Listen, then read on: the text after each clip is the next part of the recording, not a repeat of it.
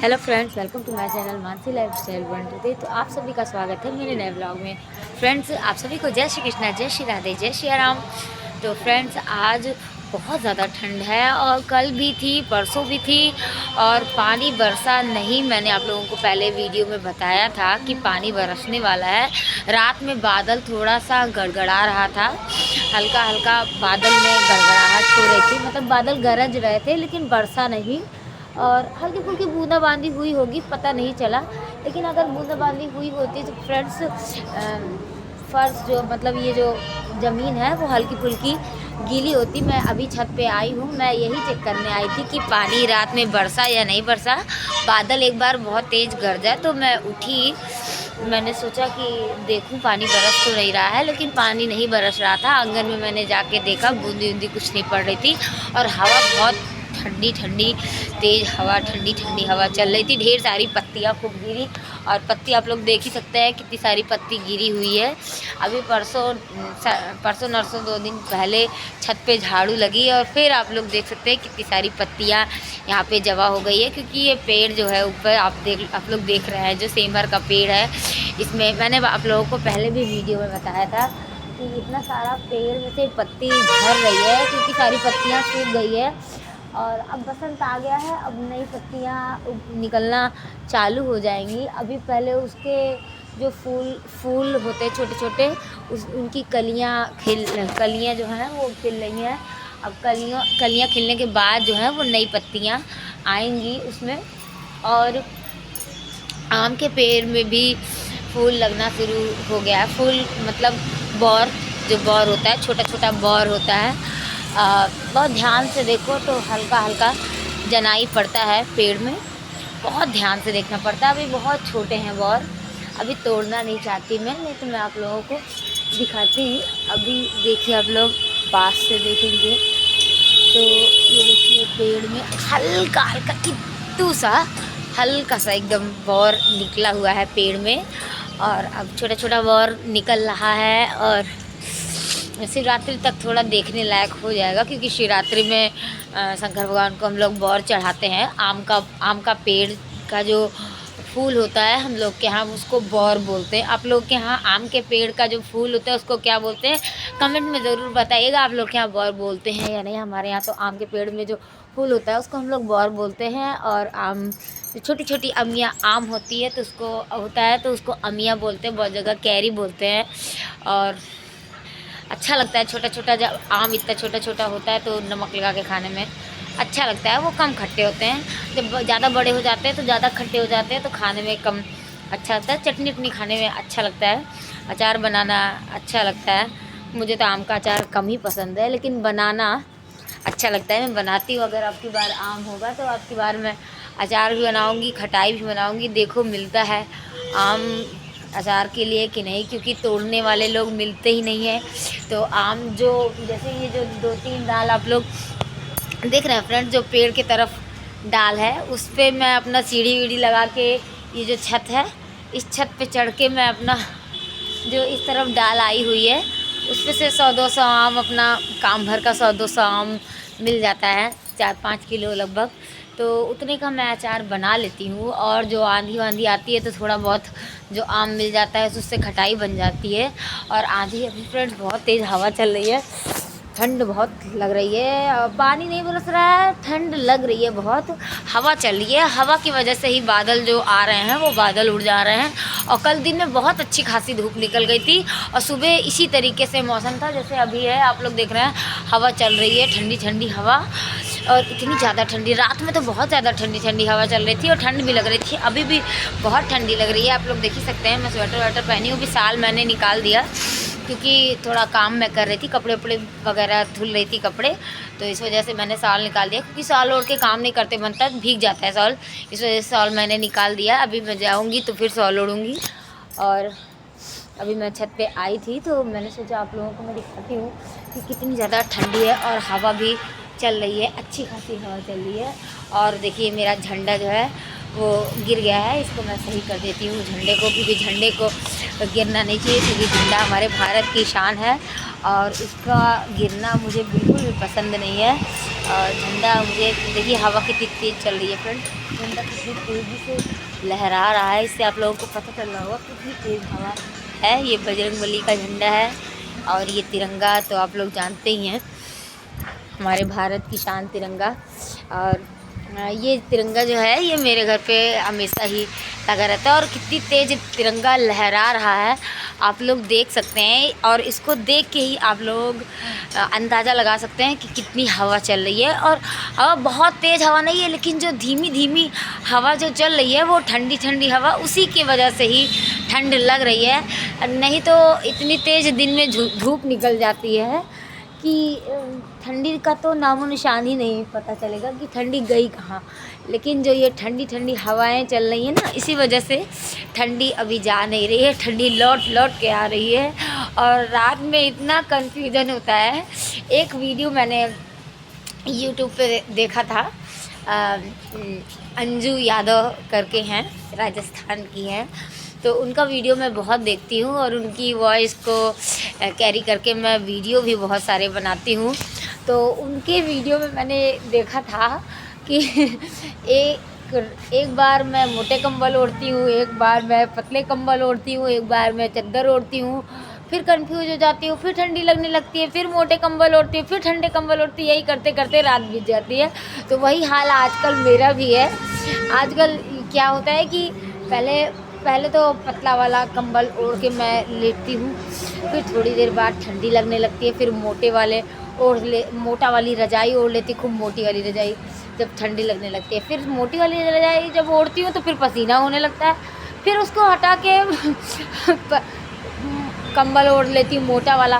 फिर जब मोटा वाला कंबल ओढ़ती हूँ फिर गर्मी क्या कहते हैं लगने लगती है, फिर पतला वाला ओढ़ लेती हूँ। फिर जब पतला वाला ओढ़ती हूँ तो फिर ठंडी लगने लगती है, फिर मोटा वाला रजाई ओढ़ना पड़ जाता है। मतलब रात से सुबह होते 3-4 बार चेंज होता है, 3 बार तो कम से कम 3 बार चेंज होता है। 1-2 बार तो आलस के मारे इंसान कहता है कि रहने दो, होगा क्या कहते हैं, थोड़ी देर यही ओढ़ लेते हैं, देखते हैं।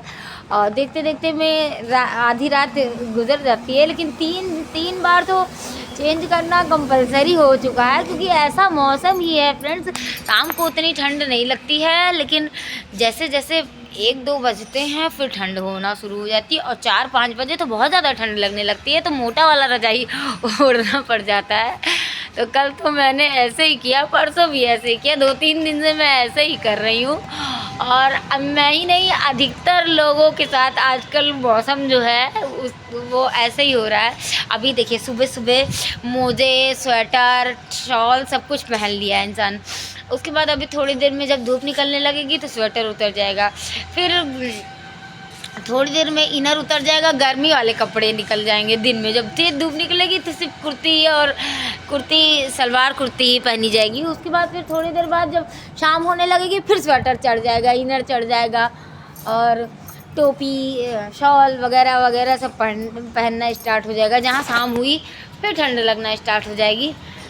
दरअसल फ़िलहाल तो मैंने अभी मोजे नहीं पहने हैं, क्योंकि अभी मैंने बताया आप लोगों को मैं कपड़े धुल रही थी, इस वजह से मैंने मोजे उतार दिए, क्योंकि मोजा भीग जाता है, इस वजह से मोजा शॉल उतार के मैं कपड़े धुल रही थी। अभी तो मैं छत पे आई तो मैंने सोचा आप लोगों को एक ब्लॉग बना देती हूँ, तो आप लोगों को भी पता चलना चाहिए कि अभी मैं क्या कर रही हूँ, क्या नहीं कर रही हूँ।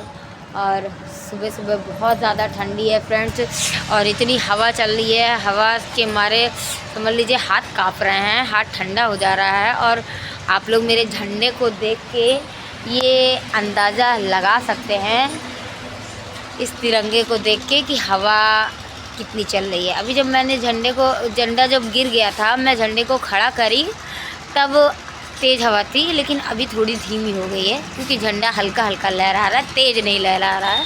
इससे ये अंदाज़ा होता है कि हवा थोड़ी धीमी हो गई है।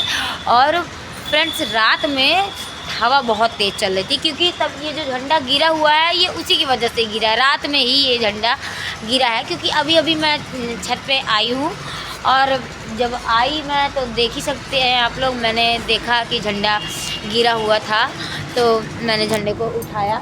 अभी देखिए हवा फिर तेज़ हो रही है और झंडा लहराना तेज़ हो रहा है। तो इससे पता चलता है कि जो हवा है कितनी तेज़ चल रही है, और ये तिरंगा मेरा जो है ये बता देता है कि हवा कितनी तेज़ चल रही है। और ठंडी बहुत ज़्यादा लग रही है फ्रेंड्स।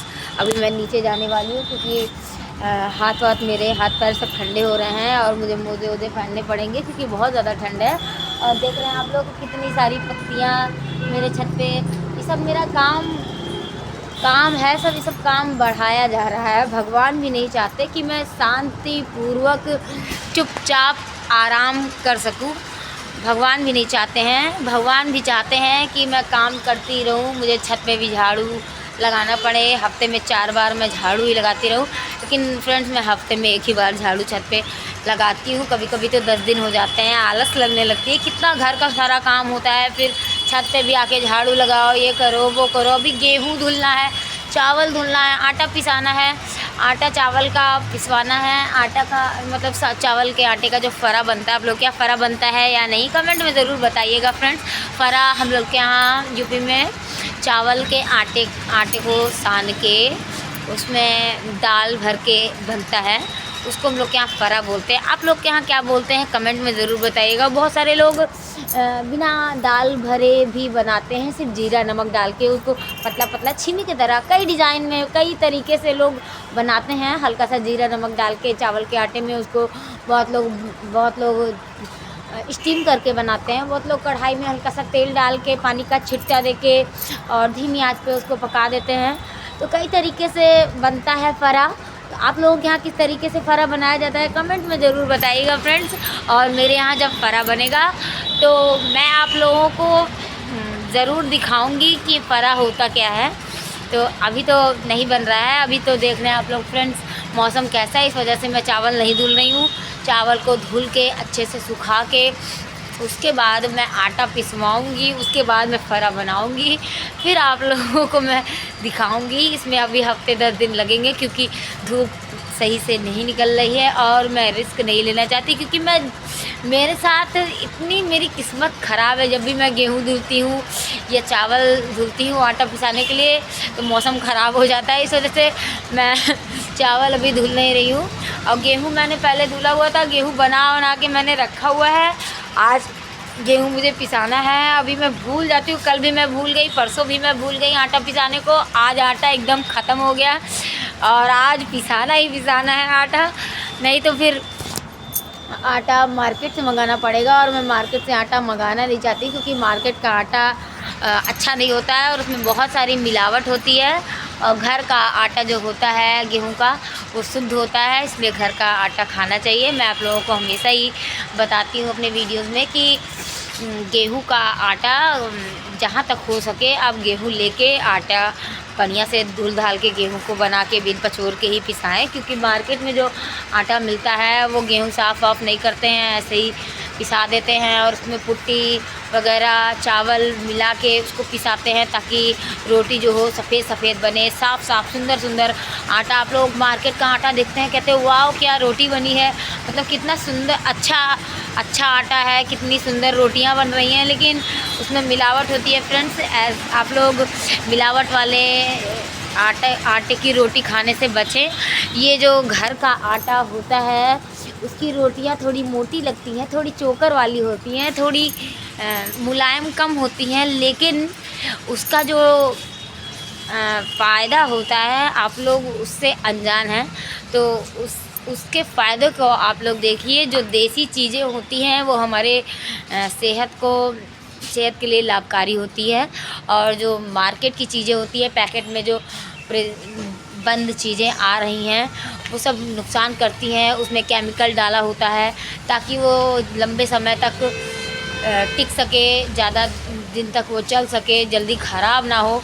इस वजह से उसमें केमिकल डाले जाते हैं ताकि वो लंबे समय तक चले। तो इस वजह से आप लोग पैक्ड फूड खाने से, पैकिंग वाले सामान को लेने से बचें। जितना ज़्यादा से ज़्यादा हो सके आप लोग पैकिंग वाली चीज़ों को अवॉइड करें। मैं भी अवॉइड करती हूँ, जितना हो सकता है कम से कम ही प्रयोग करती हूँ, लेकिन अधिकतर चीज़ें जो होती है वो पैकिंग में ही आती हैं, इस वजह से थोड़ा बहुत तो लेना ही पड़ता है। तो फ्रेंड्स अभी वीडियो थोड़ा लंबा हो रहा है और आप सभी से मैं बोलती हूँ जय श्री कृष्ण, जय श्री राधे, जय श्री राम। मिलते हैं नेक्स्ट वीडियो में। Till then take care, bye bye.